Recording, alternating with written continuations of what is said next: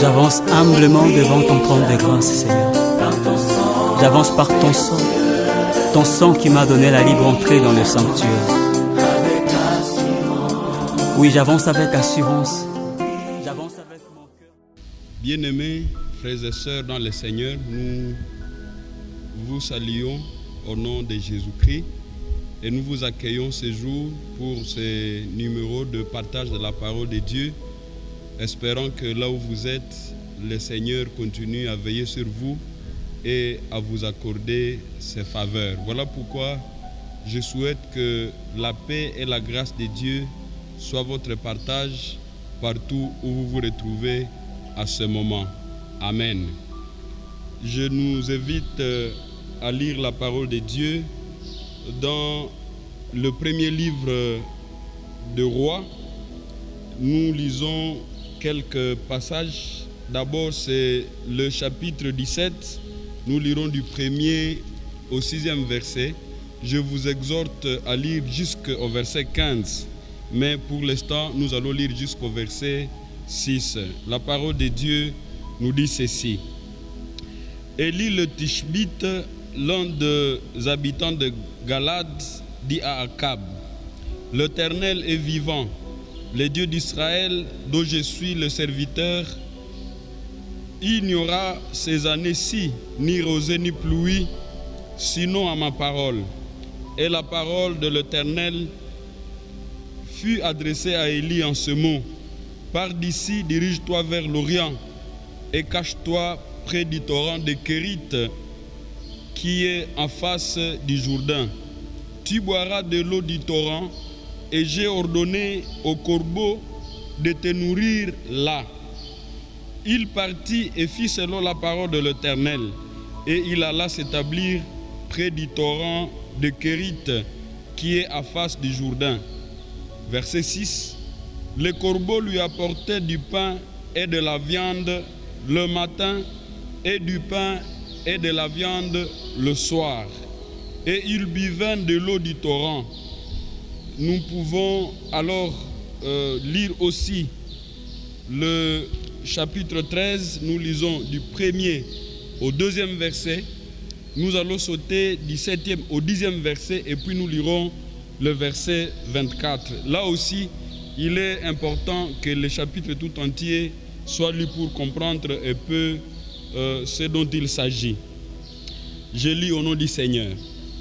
Voici un homme de Dieu arriva de Juda à Bethel par la parole de l'Éternel, pendant que Jéroboam se tenait à l'autel pour brûler les parfums. Il cria contre l'autel par la parole de l'Éternel et il dit, « Autel, autel, ainsi parle l'Éternel, voici il naîtra et fils à la maison de David, son nom sera Josias. Il immolera sur toi les prêtres des hauts lieux qui brûlent sur toi des parfums et le brûlera sur toi des ossements d'hommes. » Nous allons du 7e au 10e verset. Le roi dit à l'homme de Dieu, « Entre avec moi dans la maison, tu prendras quelque nourriture et je te donnerai un présent. » L'homme de Dieu dit au roi, « Quand tu me donnerais la moitié de ta maison, je n'entrerai pas avec toi. Je ne mangerai point de pain et je ne boirai point d'eau dans ces lieux-ci, car cet ordre m'a été donné par la parole de l'Éternel. Tu ne mangeras point de pain et tu ne boiras point d'eau, et tu ne prendras pas à ton retour le chemin par lequel tu seras allé. » Verset 10. Et il s'en alla par un autre chemin. Il ne prit pas à son retour le chemin par lequel il était venu à Bethel. Nous sautons au verset 24. La parole de Dieu dit ce qui suit le verset 24. L'homme de Dieu s'en alla et il fit rencontrer dans le chemin par un lion qui le tua. Son cadavre était étendu dans le chemin. L'âne resta près de lui et le lion s'est mis à côté du cadavre. Parole du Seigneur. Prions Dieu. Éternel, merci pour cette parole que nous venons de lire maintenant. Et nous voulons écouter ta voix nous parler au travers de ces écrits. Parle-nous parce que tu connais le besoin de chacun de nous, à commencer par nous-mêmes et ceux qui nous écoutent partout où ils sont. Que ton nom soit loué et que nos cœurs soient remplis de joie à cause de ta présence parmi nous. Au nom de Jésus-Christ. Amen. Bien-aimés, aujourd'hui nous continuons cette série d'enseignements que nous avons commencé il y a quelques semaines, où nous étions en train de parler de ce thème que nous avions intitulé « Quelles attitudes pour le chrétien en période de crise ?» Les deux dernières interventions que nous avions eu à faire nous ont permis de réaliser ce qui suit. D'abord, comme première attitude, nous avions trouvé que Dieu attend de chacun de nous de placer totalement sa confiance à lui. C'est la première attitude que le Seigneur attend de chacun de nous. Nous avions également trouvé, bien-aimés, que le Seigneur nous appelle à revenir à lui avec une attitude de repentance comme deuxième attitude. Et troisièmement, nous avions trouvé que quand la crise est là, généralement nous perdons toutes nos forces. Nous nous sentons fatigués, abattus au-dedans de nous-mêmes. Et ici, le Seigneur nous encourage à pouvoir puiser nos forces en lui, en l'Éternel. Parce que c'est lui qui est notre force, comme disait Habakkuk dans notre exhortation de la fois passée. Bien-aimés dans le Seigneur, nous venons de lire deux passages. Nous allons devoir ajouter une portion un peu après, dans le chapitre 17 que nous avons lu. Le premier passage que nous venons de lire, c'est le chapitre 17 du premier livre de Rois. Ce chapitre, bien-aimé dans le Seigneur, nous parle de la crise qui s'était déroulée dans le royaume du Nord, le royaume d'Israël. Et alors que Akab était roi en Israël, la Bible nous dit que le prophète Élie s'était érigé contre le culte de Baal, que Akab était en train d'encadrer et d'encourager. Élie a dit non à ce culte de Baal. Et pour cela, il a agi en opposition contre le roi Akab, mais aussi contre tous les prophètes de Baal. La Bible nous renseigne, bien-aimés dans le Seigneur, dans ce passage que nous venons de lire, que alors que Élie était en difficulté, recherché par Akab, il devait se réfugier. Mais où précisément? La parole du Seigneur nous renseigne que c'est Dieu qui avait indiqué à Élie l'endroit où il devait se réfugier, dans le désert, près du torrent de Kérit, où il devait se cacher, profiter des eaux du torrent, alors qu'il venait de déclarer la sécheresse dans le royaume tout entier. Mais là, le Seigneur a gardé ce torrent, cette eau du torrent, pour que l'homme de Dieu continue à s'abreuver. Et la Bible ajoute que là aussi, Dieu devait continuer à amener, à apporter à manger aux serviteurs de Dieu Élie par le canal des corbeaux. Les Saintes Écritures nous ont précisé que ce matin et soir, que les corbeaux devaient amener du pain et de la viande comme nourriture pour les serviteurs de Dieu Élie. Bien-aimés dans le Seigneur, cette situation a été très difficile pour Élie. Et ce qui fait que la crise de la sécheresse, la crise de la faim s'est endurcie.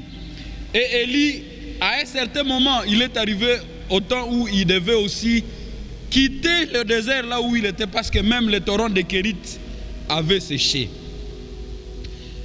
Le deuxième passage que nous avons lu, le chapitre 13, nous parle d'un homme de Dieu. Il n'est pas autrement identifié. La Bible nous parle seulement d'un homme de Dieu. un homme de Dieu qui avait reçu mission de la part du Seigneur pour se rendre en Israël, où il devait aller, bien-aimé dans le Seigneur, parler au roi qui était en train d'entretenir aussi le culte à faveur des idoles, qui avait érigé de hauts lieux et qui avait nommé des prêtres pour ce culte-là, pour ce culte qui était contraire à la volonté de Dieu. Ce roi bien-aimé dans le Seigneur, c'est Jéroboam, en fait, qui est devenu l'image de l'idolâtrie. Lui qui avait installé, bien-aimé, en Israël, ce culte de l'idolâtrie et qui avait rendu de Bethel un lieu d'idolâtrie, alors que c'est un lieu qui devait continuer à rendre le culte au Seigneur. Bien-aimé dans le Seigneur, l'homme de Dieu arrive et il trouve le roi Jéroboam qui était en train de faire le culte à ses dieux. L'homme de Dieu annonce la parole de Dieu. Il dit que le Seigneur déclare que bientôt devra être détruit les hauts lieux et Bethel lui-même, mais que aussi les hommes qui étaient en train de rendre le culte à ces lieux-là, ces prophètes, ces prêtres, devraient connaître la mort. Pourquoi? Parce que Dieu n'était pas d'accord avec ce qui s'est passé à Bethel à cette époque-là. L'homme de Dieu reçoit la consigne de Dieu, c'est qu'à son retour, il ne devait plus emprunter le même chemin par lequel il était passé, mais aussi que pendant la réalisation de sa mission, jusqu'à ce qu'il retourne chez lui à Juda, il ne devrait prendre ni nourriture, ni boire de l'eau. La scène qui se passe sur les lieux, c'est que le roi voulait s'attaquer à cet homme. Et la Bible dit, la main du roi avait directement séché. Et le roi avait compris sa faiblesse, il avait compris ses limites, il avait compris sa situation malheureuse. Et rapidement, il redemande l'aide de l'homme de Dieu qui avait imploré la grâce du Seigneur pour que la main du roi continue à fonctionner normalement. Mais ce roi, malin qu'il était, demande à cet homme de Dieu de venir à sa maison et de pouvoir manger et boire. L'homme refuse et il dit, le Seigneur m'a ordonné que je ne devais plus prendre le même chemin par lequel j'étais venu et que je ne devais pas manger et boire. Il est reparti. Bien-aimés dans le Seigneur, vous pouvez lire l'histoire et vous allez constater beaucoup de choses. Mais nous avons réalisé que finalement, la Bible parle d'un autre vieux prophète. Ce vieux prophète qui a appris les malheurs qui venaient d'être annoncés sur Bethel est allé à la rencontre de cet homme de Dieu et a commencé à mentir pour dire, moi aussi je suis un serviteur de Dieu, moi aussi je suis prophète, et d'ailleurs c'est Dieu qui m'envoie chez toi pour dire, maintenant tu peux boire et tu peux manger. Et malheureusement, il a été séduit, l'homme de Dieu a été séduit par ce vieux prophète et il est tombé dans la désobéissance à l'ordre de Dieu parce qu'il est allé à la maison du vieux prophète. Là, il mangea et il but et c'était déjà tout pour cet homme de Dieu qui est tombé sous le jugement de Dieu pour avoir désobéi à l'ordre de l'Éternel. La Bible nous dit que alors qu'il reprenait son chemin, un lion avait surgi et ce lion l'avait tué et le lion était là et l'âne était là gardant son cadavre et les gens passaient, les gens étaient étonnés de trouver que l'homme de Dieu était mort sur le chemin. Bien-aimés dans le Seigneur, ici nous venons donc de présenter une situation de crise multiforme, une crise politique, une crise religieuse, une crise humanitaire aussi, parce que voilà la faim est en train aussi de faire souffrir les enfants de Dieu, mais aussi la soif également. L'homme de Dieu est présenté comme un personnage ici, le prophète Élie comme un personnage, et quelque part nous allons trouver un autre personnage, c'est la veuve de Sarepta. Nous voulons observer le comportement de ces trois personnages et voir quelles ont été leurs attitudes pendant ces temps de crise terrible qui s'était passé en Israël. Ça peut nous inspirer et nous permettre de pouvoir écouter la voix de Dieu lorsque nous sommes en train, bien-aimés dans le Seigneur, de méditer sur quelles sont les attitudes que nous devons observer comme enfants de Dieu pendant la période de crise. Premièrement, je propose comme première attitude à pouvoir retenir des comportements de ces trois personnages. Première chose, pendant les moments de crise, le Seigneur nous demande, bien-aimés, de demeurer dans sa présence. Pendant la période de crise, chacun de nous devra apprendre à demeurer. Il devra choisir de demeurer dans la présence de Dieu. Je me suis toujours posé la question, quand je lis le psaume, pourquoi à maintes reprises, vous allez par exemple constater le psalmiste en train de dire « Et j'habiterai dans la maison de l'Éternel jusqu'à la fin de mes jours. J'aime le séjour de ta maison. » Vous verrez le psalmiste dire « Je voudrais habiter toute ma vie dans la maison du Seigneur. Heureux ceux qui habitent dans ta maison. Oh, je suis dans la joie quand on me dit « Allons dans la maison de l'Éternel. » Ces différentes déclarations, bien-aimées, me ramènent toujours à me poser la question, qu'est-ce qu'il y a de secret quand on demeure dans la présence du Seigneur? Comme enfants de Dieu, la Bible nous exhorte, bien-aimés dans le Seigneur, à aimer de demeurer dans la présence de Dieu. Et ici, je note une chose, que la présence de Dieu dans l'Ancien Testament était généralement située dans le temple. La présence de Dieu était généralement située sur la montagne où le peuple était autorisé à aller à la rencontre du Seigneur. Et quelqu'un se dirait peut-être aujourd'hui, maintenant que les temples sont fermés, où est-ce que nous allons retrouver la présence du Seigneur? Bien-aimé, la présence du Seigneur, ce n'est ni dans le temple à Jérusalem, ni dans le temple là où vous priez, je ne sais pas quel est votre temple, où est situé votre temple, ni sur la montagne, mais la présence du Seigneur désormais, c'est partout. Dieu est partout. Il est dans votre chambre, il est dans l'hôpital, il est à la montagne, il est dans la vallée, il est partout. Mais pourvu que vous gardiez avec vous l'attitude de quelqu'un qui demeure dans la présence du Seigneur. La présence du Seigneur, bien-aimé dans le Seigneur, devra nous amener à comprendre que c'est quand nous sommes dans la présence du Seigneur que nous recevons les orientations de Dieu. Lorsque vous relisez le verset 9 du chapitre 17, vous constatez que là, le prophète Élie est en train de recevoir les orientations de Dieu devant la difficulté qui est la sienne. Dieu lui dit, quitte ces lieux et va dans tel autre. Dieu lui dit, comporte-toi de cette manière devant cette situation. Pourquoi? Parce que partout où Élie se trouvait, il sentait qu'il était dans la présence de Dieu. Retenons-le bien, le Seigneur. Il est important pour nous de demeurer dans la présence de Dieu. Parce que quand nous sommes dans la présence de Dieu, alors nous recevons les orientations de Dieu. Par rapport à la crise exactement que nous sommes en train de traverser.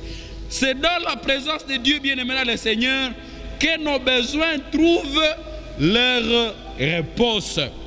C'est dans la présence de Dieu que Dieu nous rencontre dans sa présence pour répondre à nos besoins. Akab qui cherchait Élie, Élie suit les orientations de Dieu. Akab fuit dans le désert. Il n'y a pas d'eau généralement dans le désert. Il n'y a pas à manger dans le désert. Mais parce que Élie était là sur ordre de l'oracle de Dieu, le voilà manger chaque jour. Le voilà boire chaque jour. Parce qu'il était dans la présence de Dieu. Bien-aimés dans le Seigneur, dans la présence de Dieu, nous sommes en sécurité. Même lorsque Élie est poursuivi par Akab, la Bible dit, si vous lisez au chapitre 18, Akab avait ordonné dans toutes les provinces, dans tous les royaumes environnants, qu'on lui cherche le prophète Élie, parce qu'il voulait le tuer. Mais parce que Élie avait suivi les orientations de Dieu, et il est allé se cacher là où Dieu a assuré sa sécurité, les voilà en paix, les voilà protégés, les voilà en sécurité. Et même lorsque la crise est en train de se passer, bien-aimé, Élie est protégé et il est en sécurité parce qu'il a suivi les orientations de Dieu et il s'est retrouvé gardé et protégé dans la présence de Dieu. La présence de Dieu, bien-aimé dans le Seigneur, c'est aussi ce qui nous donne la force devant nos ennemis. C'est ce qui nous donne la force et qui fait ôter la peur du lendemain, qui fait ôter la peur de l'ennemi, qui fait disparaître, bien-aimé, tout ce qui nous inquiète. Élie avait toutes ses forces parce qu'il était en train de marcher dans l'ordre ou selon les ordres du Seigneur, parce qu'il marchait, bien-aimé, dans la volonté de Dieu. Et tout le temps, il voulait se retrouver là où le Seigneur lui a demandé de se retrouver, parce que c'est là où était la présence de Dieu. La plus grande question, c'est de savoir comment demeurer dans la présence de Dieu. Bien-aimés, nous allons demeurer dans la présence de Dieu, premièrement en gardant notre communion et notre intimité avec Dieu. La présence de Dieu, nous allons la garder dans la communion et dans l'intimité avec Dieu. C'est lorsque je garde ma communion avec Dieu, c'est lorsque je nourris du jour le jour ma communion avec Dieu, c'est lorsque je développe l'intimité avec Dieu que je peux dire que je vis dans la présence de Dieu. Bien-aimés dans le Seigneur, parce que nous sommes en train de vouloir vivre dans la présence de Dieu et que nous voulons développer notre communion avec Dieu et que nous voulons développer notre intimité avec Dieu, nous devons rechercher la vie de sanctification. Nous devons avoir des moments où nous sommes seuls avec Dieu. Comme Élie dans le désert, il est seul avec Dieu. Et là, il peut parler à Dieu. Là, il peut s'adresser à Dieu. Et là, il peut écouter Dieu lui parler. Nous allons garder notre communion, bien-aimés, et notre intimité avec Dieu lorsque nous passons du temps à lire la parole de Dieu, découvrir les secrets de Dieu, découvrir les oracles de Dieu. Parce que, bien-aimés, pendant les temps comme ceux-ci, pendant les temps de crise, chacun de nous devrait chercher à être à l'écoute de la voix de Dieu pour découvrir quelles sont les orientations de Dieu et pour découvrir quelle est la volonté de Dieu pour notre vie pendant ce moment de crise que nous sommes en train de traverser. Bien-aimés dans le Seigneur, comment allons-nous demeurer dans la présence de Dieu?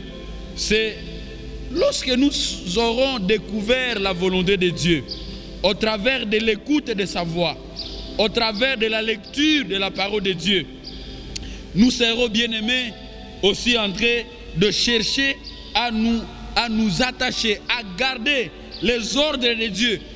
Ainsi dit l'Éternel. En gardant les ainsi dit l'Éternel, nous serons en train de demeurer dans ses orientations et ipso facto dans sa présence. Et alors il nous dira comme Élie, il nous dira, c'est pour toi le moment de quitter ici et de t'orienter vers là. C'est pour toi le moment d'abandonner ce que tu es en train de faire et de faire plutôt ceci ou cela. Bien-aimés dans le Seigneur, vous voulez demeurer dans la présence de Dieu comme l'homme de Dieu Élie. Alors, ayez du temps avec Dieu. Développez votre communion avec le Seigneur. Cherchez à nourrir votre intimité avec Dieu. Cherchez des moments où vous êtes seul avec Dieu.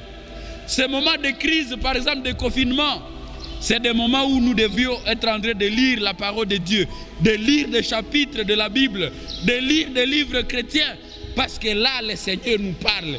Là, le Seigneur nous révèle sa volonté.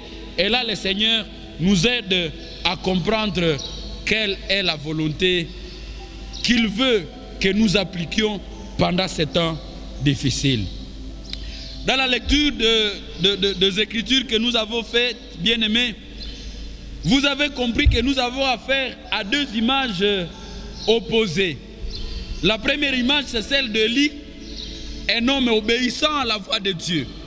Et il vit exactement la volonté de Dieu parce qu'il a appris à garder cette communion avec Dieu. Et à cause de ça, il le bénit.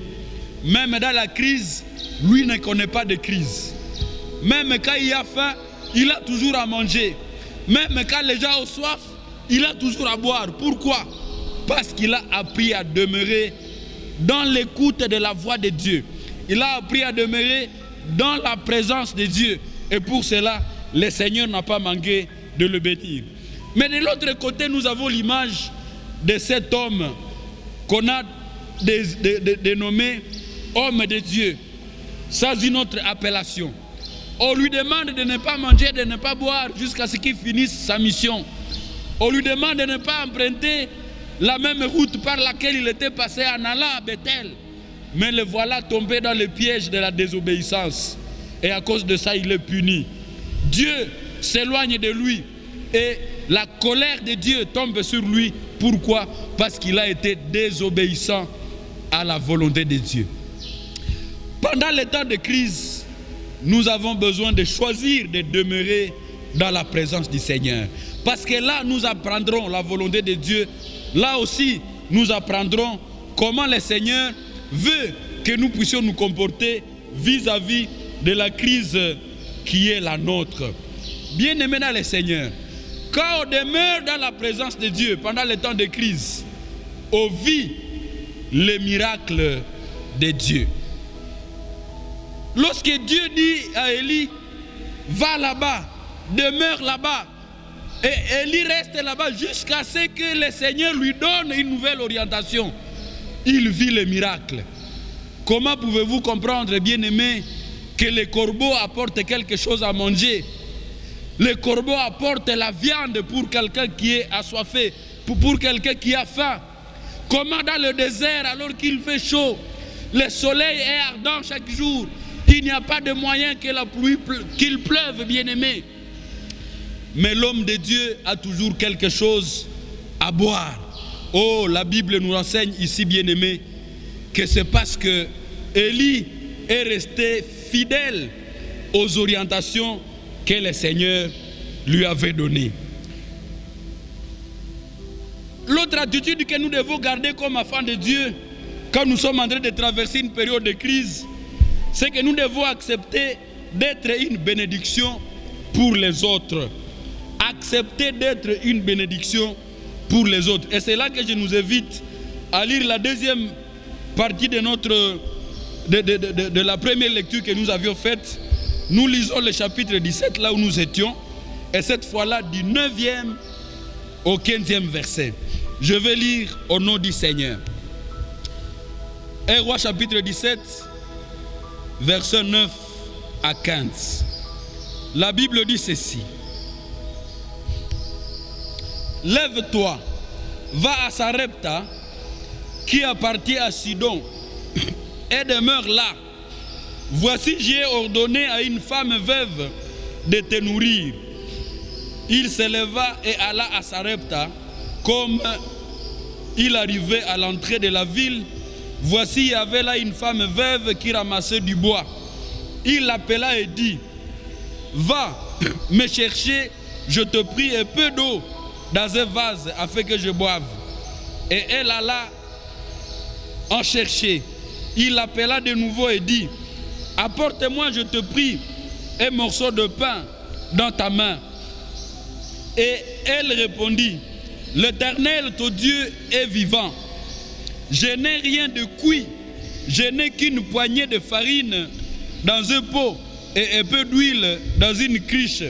Et voici, je ramasse 2 morceaux de bois, puis je rentrerai et je préparerai cela pour moi et pour mon fils. Nous mangerons, après quoi nous mourrons. Amen. Bien-aimé dans le Seigneur, le verset 15 dit ceci. Je lis le verset 13 et le verset 15. Car ainsi parle l'Éternel, le Dieu d'Israël. La farine qui est dans le pot ne manquera point et l'huile qui est dans la cruche ne diminuera point. Jusqu'au jour où l'Éternel fera tomber de la pluie sur la face du sol. Elle alla et elle fit selon la parole d'Élie. Et pendant longtemps, elle eut de quoi manger, elle et sa famille, aussi bien qu'Élie. Alléluia. Bien-aimés, pendant les temps de crise, il est des fois difficile, mais c'est une attitude que le Seigneur nous recommande. Apprenez et acceptez à devenir une source de bénédiction pour les autres pendant les temps de crise.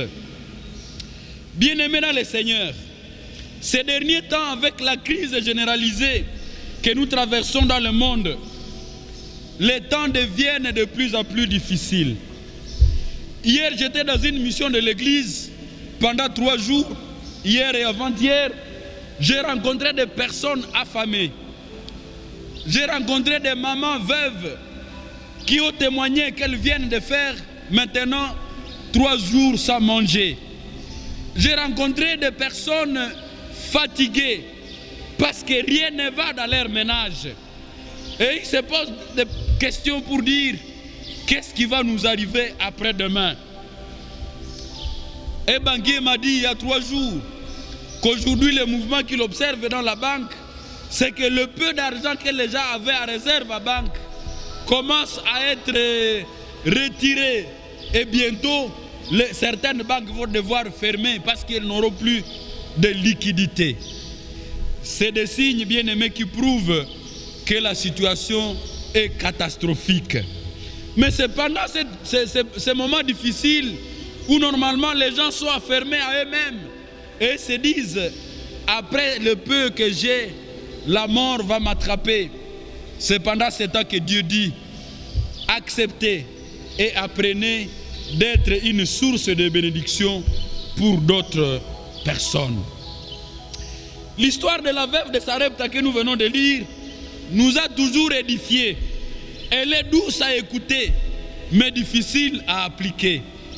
Cette histoire nous renseigne sur beaucoup de choses, beaucoup d'enseignements que nous pouvons tirer à partir de cette expérience de la veuve et du prophète Élie. Vous avez peut-être même découvert le langage, l'échange qu'il y a eu entre ces 2 personnages.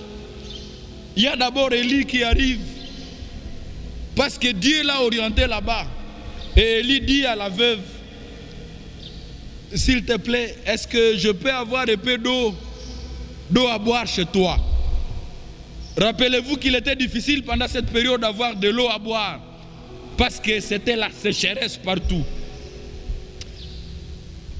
Humblement, la femme se lève et apporte à Élie de l'eau à boire.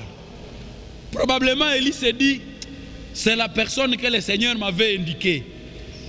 Pourquoi la personne, la veuve, est souple et répond à ma requête?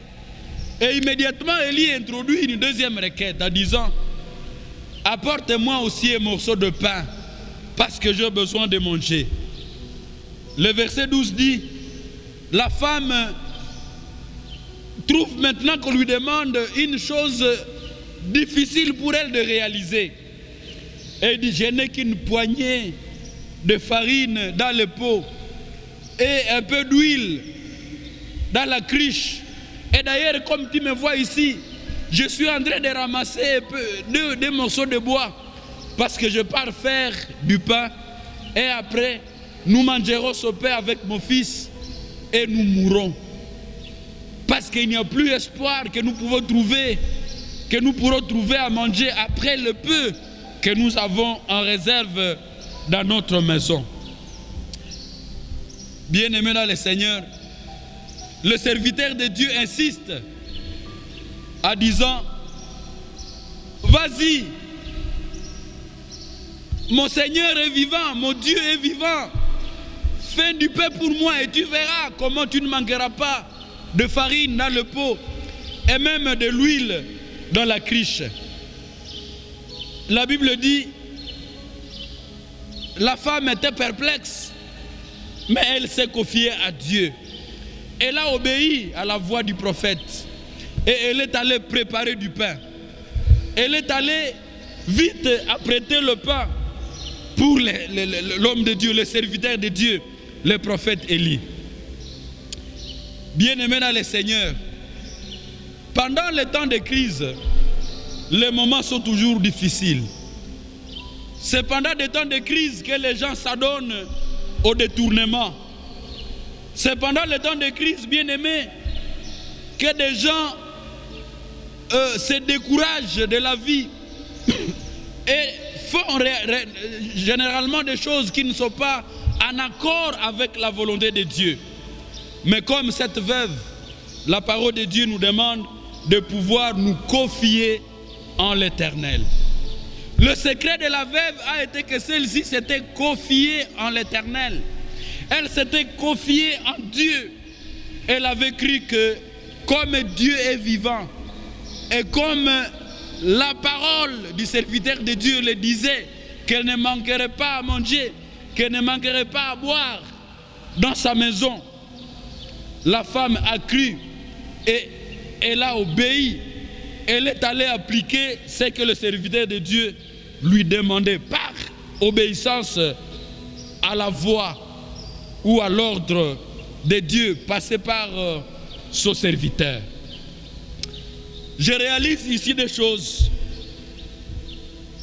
C'est que, bien aimé, le méfait de cette crise nous pousse vers les personnes qui n'ont pas à manger. Dans notre voisinage, peut-être nous disons aussi comme la veuve qu'il ne nous reste que ce que nous avons à manger aujourd'hui et demain. Mais bien aimé, le Seigneur dit, confie-toi en lui, car ta vie ne dépend pas de ce que tu as. Ta vie ne dépend pas de peu qui te reste, peut-être dans ton compte à banque, peut-être dans ton dépôt à la maison. Mais ce que le Seigneur te demande, c'est de voir autour de toi. Accepte d'être une bénédiction pendant ce temps de crise, parce que le Seigneur veut t'utiliser de manière miraculeuse pour être une bénédiction à une personne qui pleure, à une personne qui souffre, à une personne qui manque de tout. Ainsi donc, Dieu attend de nous de reconnaître que nous aussi, que moi aussi, que toi aussi, tu es capable, bien-aimé, capable de réjouir le cœur de quelqu'un qui est en train de pleurer maintenant. Pendant les temps de crise, le Seigneur veut nous utiliser. Pendant les temps de crise, le Seigneur veut que nous puissions être sa main qui ira vers les autres pour le bénir. Et ils diront, ah, Dieu s'est souvenu de moi. Parce que vous avez accepté, bien-aimé, d'être cet outil que le Seigneur est en train d'utiliser. Aussi, le Seigneur veut que nous puissions apprendre, bien-aimés, à dire non à la misère en partageant le peu que nous avons. Est-ce que nous comprenons cela? Avec la crise généralisée, la misère s'annonce. La misère se généralise aussi. Mais Dieu nous dit, apprenons à dire non à cette misère. Apprenons à repousser la misère. Apprenons à éloigner de nous la misère en partageant le peu que nous avons. Vous avez réalisé que la veuve de Sarepta avait chassé loin d'elle la misère, la crise. Pendant que les gens mouraient de faim dans son royaume. Pendant que les gens pleuraient la famine. Mais la voilà, la Bible dit, elle n'avait pas manqué de quoi manger. Non pas pour elle, ni pour son fils, mais pour elle, pour son fils, pour sa famille et pour Élie aussi.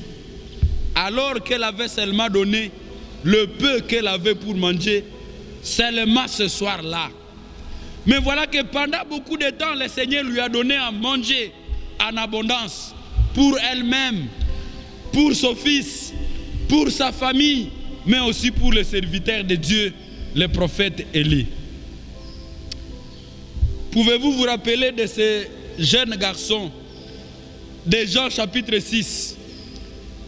Alors que la Bible dit, Jésus devant une foule, il a compassion de la foule qui n'a pas à manger. Les disciples veulent repousser la foule pour dire que la foule aille chercher à manger au village. Mais voici ce que dit le Seigneur. C'est à vous de nourrir cette foule affamée. Et la foule dit, et les disciples disent, il n'y a que seulement un petit garçon qui a 2 poissons et 5 pains. Le petit garçon donne le peu qu'il avait pour ce jour-là. Le Seigneur multiplie cela par la prière et la foule mange. Et après avoir mangé, 12 paniers ont été récupérés. Je pense que si les garçons n'avaient que cela pour manger ce jour-là, voilà, maintenant il y a 12 paniers. Tout le monde est rassasié et 12 paniers restent. Qu'est-ce que cela veut dire, bien-aimé dans le Seigneur? Cela veut dire que lorsque nous apprenons à bénir les autres avec le peu que nous avons, nous chassons loin de nous la misère, nous chassons loin de nous la pauvreté. Je termine en rappelant, bien-aimé, qu'aujourd'hui nous avons parlé de 2 attitudes. La première attitude, c'est que pendant les temps de crise, le Seigneur te demande de demeurer. Apprends à demeurer dans sa présence. La deuxième attitude, pour aujourd'hui, que le Seigneur te recommande, c'est que tu apprennes et tu acceptes d'être une bénédiction pour les autres. Regarde autour de toi. Les gens souffrent. Les gens n'ont pas à manger. Les gens n'ont pas de moyens pour subvenir à des besoins fondamentaux. Bien-aimé dans le Seigneur, c'est toi que le Seigneur veut utiliser pour bénir les autres, pour nourrir ceux qui n'ont pas à manger, pour donner à boire ceux qui manquent de l'eau à boire. Mais ceci devra passer par ton obéissance à la voix du Seigneur. Que le Seigneur te bénisse et que le Seigneur bénisse sa parole. Amen. Nous allons prier. Éternel notre Dieu, nous te disons merci pour ce moment où tu nous as encore appris comment nous devons nous comporter comme enfants de Dieu pendant des moments difficiles, des moments de crise. Tu nous demandes de demeurer dans ta présence parce que là nous allons recevoir tes orientations et ces orientations nous aideront à survivre, à surmonter, Seigneur Dieu, des moments difficiles que nous traversons. Tu nous demandes de te mettre à l'épreuve lorsque nous partageons le peu qui nous reste avec ceux qui sont affamés, parce que cela sera une réponse, la réponse de Dieu pour ceux qui attendent la visitation de Dieu. Aide-nous, Seigneur, à comprendre que nous aussi, nous avons quelque chose que nous pouvons apporter pour déposer la joie de Dieu dans le cœur de ceux qui attendent ton intervention dans leur vie. Je te prie de bénir chacun de nous, de bénir ceux qui nous ont suivis partout où ils sont, car nous avons tous besoin de ta grâce. Apprends-nous à demeurer dans ta présence. Apprends-nous à développer notre communion et notre intimité avec toi. Apprends-nous, Seigneur, à vivre ta volonté chaque jour. Au nom de Jésus-Christ, notre Seigneur et Sauveur. Amen. Que le Seigneur vous bénisse et bienvenue à notre prochain numéro. Amen.